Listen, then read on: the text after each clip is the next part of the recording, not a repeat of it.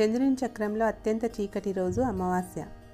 ఆకాశంలో చంద్రుడు కనిపించడు. ఈ సమయంలో విశ్వం యొక్క శక్తులు అధికమవుతాయని నమ్ముతారు. కాబట్టి ఇది ఆధ్యాత్మిక సాధనలకు శక్తివంతమైన సమయంగా పరిగణించబడుతుంది. అమావాస్య పూర్వీకులను గౌరవించడం మరియు శ్రేయస్సు కోసం వారి ఆశీర్వాదాలను కోరడంతో కూడా ముడిపడి ఉంది.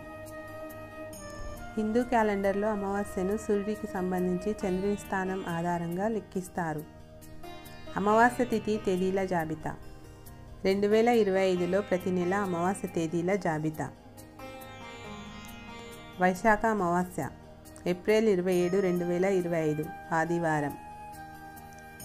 జ్యేష్ఠ అమావాస్య మే 27, 2025 మంగళవారం.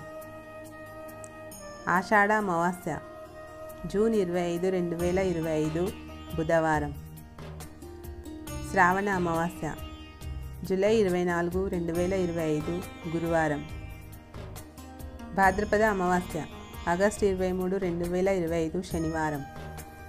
అశ్విన అమావాస్య సెప్టెంబర్ 21, 2025 ఆదివారం. కార్తీక అమావాస్య అక్టోబర్ 21, 2025 మంగళవారం.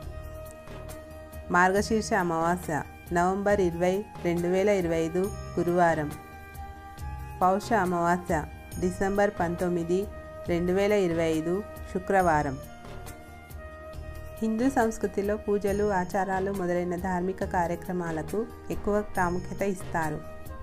హిందూ క్యాలెండర్లోని ప్రతి నెలలో వచ్చే సంకష్టి, ఏకాదశి, అమావాస్య మొదలైన వాటిని భక్తులు ఎంతో భక్తి శ్రద్ధలతో జరుపుకుంటారు.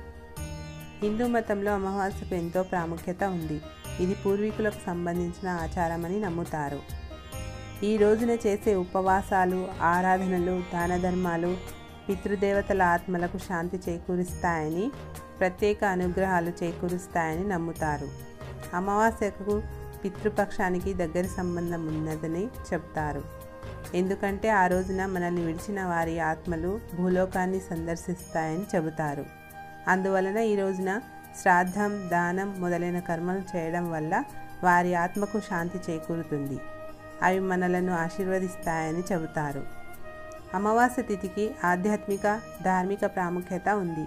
ఈ రోజున ప్రత్యేక పూజలు, దాన ధర్మాలు, ఉపవాసాలు చేయడం వలన జీవితంలో సంతోషం, శాంతి, శ్రేయస్సు కలుగుతాయని నమ్ముతారు. ఒక నిర్దిష్ట వారంలో వచ్చే అమావాస్యకు ప్రత్యేక ప్రాముఖ్యత ఉంది. సోమావతి అమావాస్య. సోమవారం అమావాస్య వస్తే దానిని సోమావతి అమావాస్య అంటారు. ఇది అత్యంత పవిత్రమైనదిగా భావిస్తారు. ఈ రోజున ఉపవాసం పాటిస్తారు. శివుడు మరియు పూర్వీకులను పూజిస్తారు. భౌమావతి అమావాస్య. మంగళవారం అమావాస్య వస్తే దానిని భౌమావతి అమావాస్య అంటారు. ఇది దురదృష్టాన్ని తగ్గించి శక్తిని ఇస్తుందని నమ్ముతారు. శని అమావాస్య. శనివారం వచ్చే అమావాస్యను శని అమావాస్య అంటారు. ఈ రోజున శనిదేవుణ్ణి పూజిస్తారు.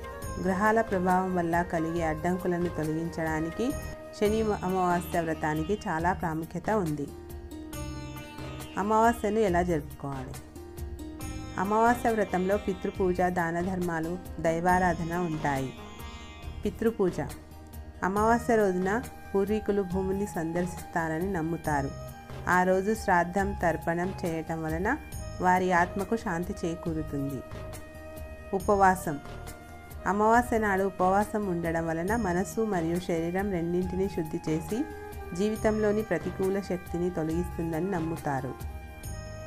దానం. అమావాస్య రోజున నిరుపేదలకు బియ్యం, బట్టలు, ఆహారం, నీరు దానం చేయడం వలన పితృదేవతల అనుగ్రహం కలుగుతుంది. భగవంతుని ఆరాధన.